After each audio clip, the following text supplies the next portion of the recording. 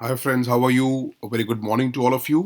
चलिए देखते हैं क्या था। पहले तो पुराने नोट्स बनाते हैं कि जो रह गए हमारे।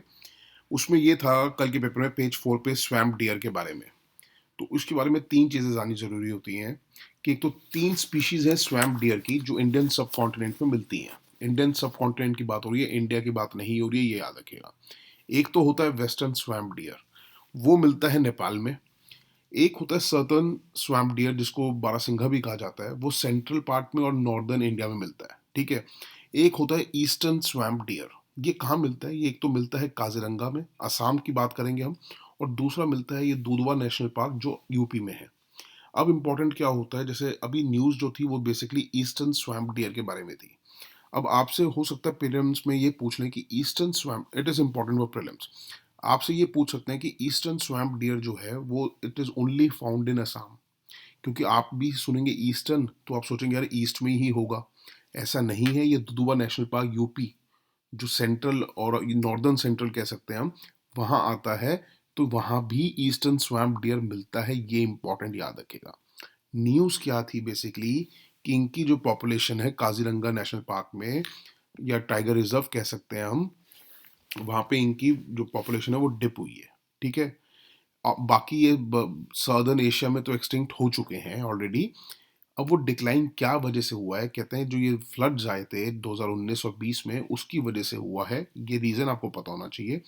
दूसरा एक अच्छी खबर की ये है कि अब क्या है कि सिर्फ काजीरंगा नेशनल पार्क तक ही ये सीमित नहीं रहे हैं। ये असम के जो दूसरे नेशनल पार्क्स हैं जैसे ओरांग है या लाओ खावा है, वहाँ पे भी देखे जाने लगे हैं। That is very very good news. ये आपको इम्पोर्टेंट है अपने प्रीलिम्स के नोट्स के लिए। ये कि आपको पता होना चाहिए कि किस एक्ट में आते हैं, किस शेड्यूल में आते हैं। आईयूसीएन में इनकी जो आते हैं ये वल्नरेबल में आते हैं, साइट्स के अपेंडिक्स 1 में आते हैं। हम ये ऑलरेडी एक्सप्लेन कर चुके हैं, आईयूसीएन सारा एक्सप्लेन कर चुके हैं, साइट्स कर चुके हैं। और wild life protection act 1972 schedule 1 में आते हैं, मतलब हाईली प्रोटेक्टेड है।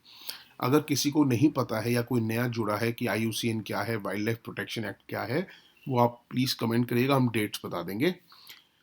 उसके बाद एक पेज 10 पे था कल कि union labour and employment minister ने स्पेशल कैंप्स ऑर्गेनाइज करने शुरू करे हैं ताकि वो कुछ वर्कर्स को जो अनऑर्गेनाइज सेक्टर्स में है वो सेंट्रल ई श्रम पोर्टल में आ सकें, रजिस्टर करा सकें। अब क्या होता है इसमें, न्यूज़ क्या बनती है? न्यूज़ ये बनती है आपके लिए इंपॉर्टेंट प्रीलिम्स के लिए, और मेंस का भी ये पॉइंट हो सकता है कि अनऑर्गेनाइज्ड वर्कर्स के लिए सरकार क्या कर रही है। तो बेसिकली आपको एक तो ये पता होना चाहिए कि ई श्रम पोर्टल जो है ये कौन सी मिनिस्ट्री के अंडर है। प्रीलिम्स में आपसे ये पूछ सकते हैं इसके बारे में।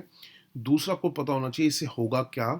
ये बेसिकली इसलिए बनाया जा रहा है ताकि एक नेशनल डेटाबेस क्रिएट किया जा सके अनऑर्गेनाइज्ड वर्कर्स का, ताकि उनके लिए जो वेलफेयर स्कीम्स लेके आनी है वो एंड यूज़र तक पहुंच सके। हमें डेटा पता होगा भैया कितने हमारे पास अनऑर्गेनाइज सेक्टर में लोग काम करते हैं, तभी हम उनकी वेलफेयर स्कीम्स सोच सकते हैं, बना सकते हैं और उसको एंड यूज़र तक पहुंचा सकते हैं।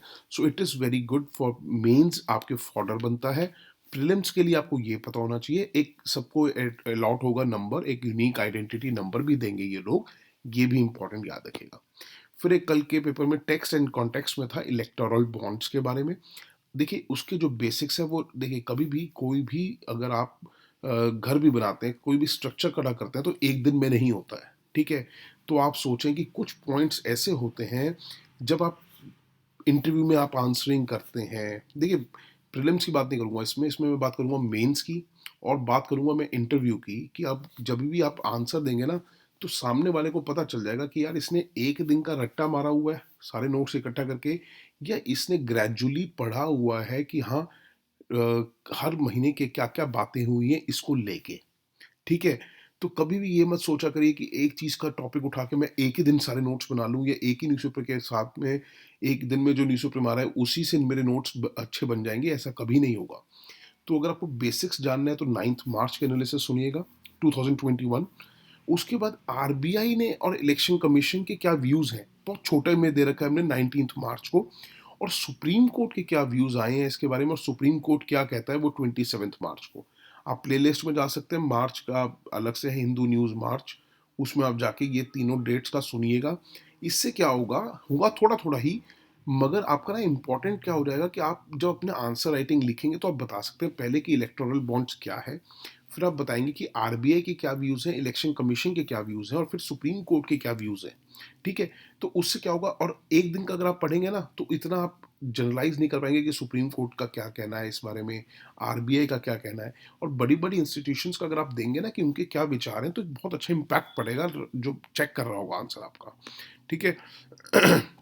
उसके बाद आज का देखते हैं। आज देखिए सुप्रीम कोर्ट ने अपहेल्ड किया है मतलब वैलिड माना है रिजर्वेशन को जो ओबीसीज को दी जाती है ऑल इंडिया कोटा सीट्स में, चाहे वो नीट एग्जाम हो फॉर अंडर ग्रेजुएट या पोस्ट ग्रेजुएट मेडिकल या डेंटल कोर्सेज के लिए।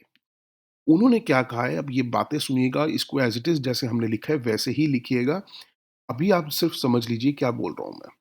उन्होंने कहा है कि जो ओपन एग्जामिनेशंस होते हैं ना, वो इक्वालिटी ऑफ अपॉर्चुनिटी प्रोवाइड करते हैं कैंडिडेट्स को ताकि वो compete कर सकें।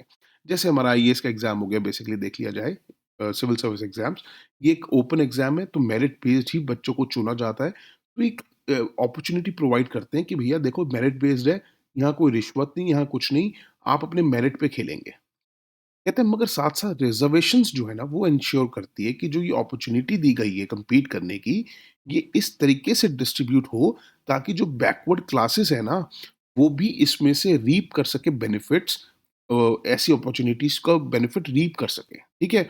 जो वो आज तक वंचित रहे हैं because of the structural barriers, जो स्ट्रक्चर बैरियर्स थे, अभी हम देखते हैं वो क्या थे। कहते हैं क्या है कि जो ओपन अगर हम खाली कॉम्पिटिटिव एग्ज़ाम की बात करें तो वो सिर्फ़ एक फॉर्मल इक्वालिटी की बात करता है।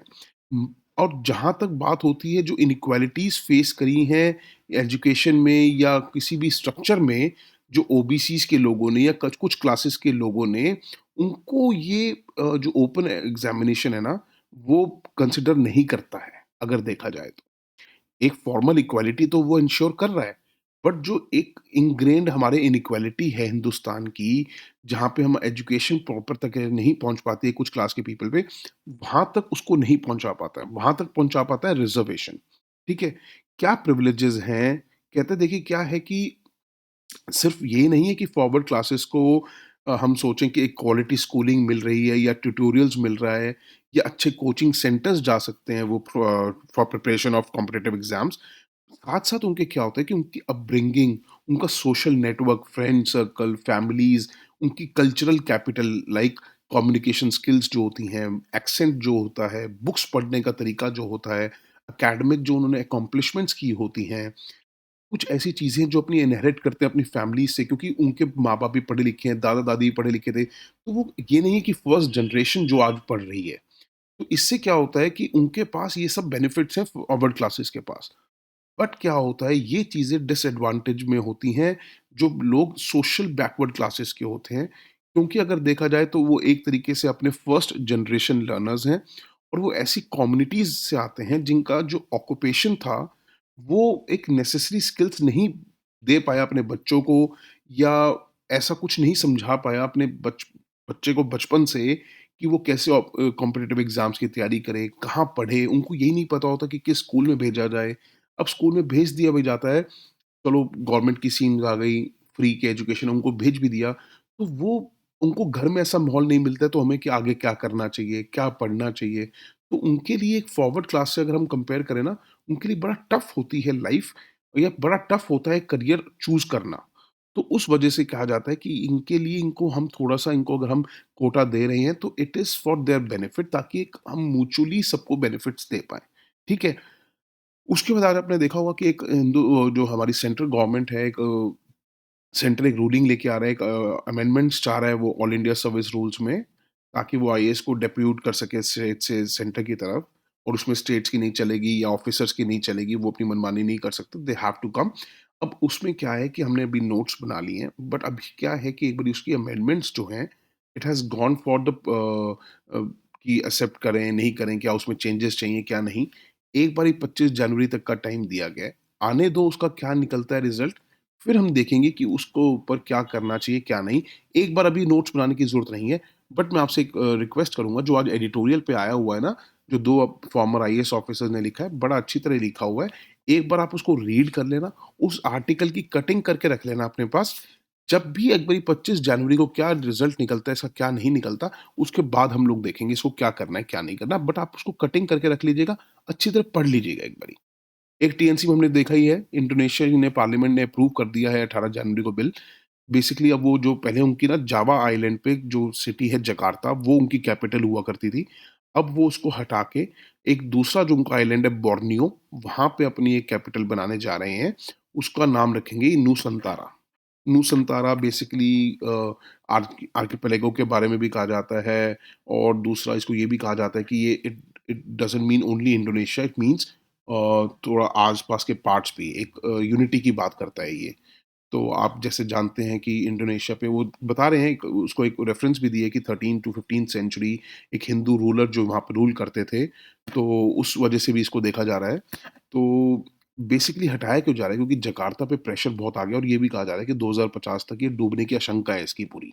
ठीक है? ये सबमर्ज हो जाएगा, तो इसलिए थोड़ा-सा उसके ऊपर से प्रेशर हटाने की वजह से 1 करोड़ की पॉपुलेशन है, भीड़ी सड़कें हो चुकी हैं, बहुत ही ज़्यादा डेंसिटी ऑफ पॉपुलेशन है, उसको भी थोड़ा-सा लाइट करने के लिए, तो ये लोग कैपिटल शिफ्ट कर रहे हैं, ठीक है? बस यही था। That's it for today. Thank you so much for listening and have a good day. Bye, take care, God bless you all. अच्छा हाँ, एक बात और, अब तबीयत ठीक हो गई है, अब कल से अगर भगवान ने चाहा, ऊपर वाले ने चाहा, सब ठीक रहा, तो रेगुलर आएँगे, आपके नोट्स में कमी नहीं होने देंगे। Thank you so much for listening.